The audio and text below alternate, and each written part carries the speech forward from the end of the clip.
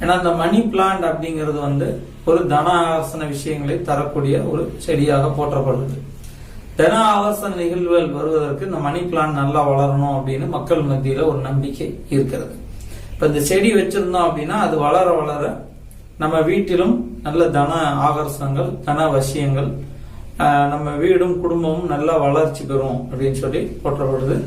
ரொம்ப எளிமையான ஒரு விஷயம். அந்த செடியோட ஒரு சின்ன காம்பை எடுத்து நம்ம தண்ணியில போட்டாலே அது வளர்ந்துருது. ரொம்ப சிம்பிளா வளரக்கூடிய ஒரு செடி. சரி, இந்த செடி பழைய காலத்திலும் சித்தர்களால் போற்றப்பட்டிருக்குது. இது ஆக்சுவலா வெளிநாட்டுல இருந்து வந்த செடி இல்ல. நம்ம இந்தியாவிலே மலை பிரதேசங்களில், மலை தேசங்கள்ல இருந்த ஒரு செடி. இப்போ மக்கள் மத்தியில அதை பத்தியான ஒரு அவேர்னஸ் வந்திருக்கு. அதுல பாசிட்டிவ் வைப்ரேஷன்ஸ் நிறைய இருக்கு. அதாவது நேர்மறையான சக்தியை நம் வீட்டு வாசலில் வைப்பதனால நம்ம